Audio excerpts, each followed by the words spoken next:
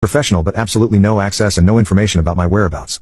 The security footage showed her screaming at my assistant, demanding to know where I was. My assistant Kate handled it beautifully, calm, emotionless and with security on speed dial.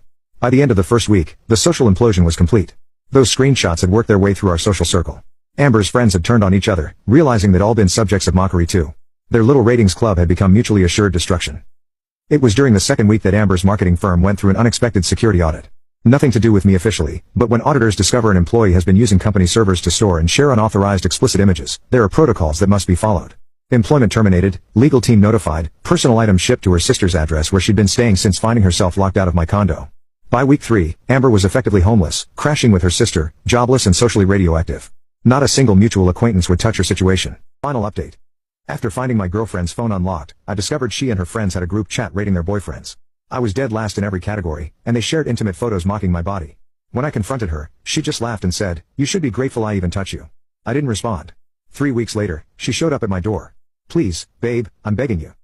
The perfect boyfriend she'd mocked had disappeared, leaving only scorched earth behind. That's when she showed up at my hotel.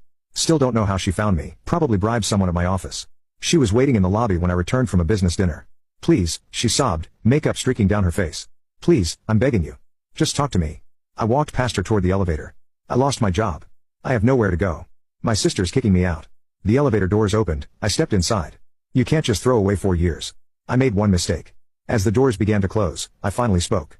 Actually, it was 137 messages over 2 years. I counted. The doors shut on her shocked face. That night she emailed me somehow getting through my filters with a desperate proposal. She'd sign a non-disclosure agreement, never contact me again if I just help her with 1 month's rent on a new place. I had my lawyer respond with a single document, a complete record of the explicit photos she'd taken without consent and shared without permission, along with the relevant statutes regarding invasion of privacy and revenge porn. Except in this case, she was the perpetrator and I was the victim. No threats, just facts. Never heard from her again. It's been 2 months now. I'm back in my condo, which I've completely redecorated. My company landed 2 major contracts, partly because clients appreciate working with someone who handles security breaches decisively and discreetly. I've started dating again, cautiously. Turns out when you raise your standards and value yourself, you attract people who do the same. My new rule is simple, I don't accept anything less than mutual respect. As for Amber, I heard she moved back to her hometown. Sometimes people ask if I went too far. Maybe, but I prefer to think of it as a proportional response.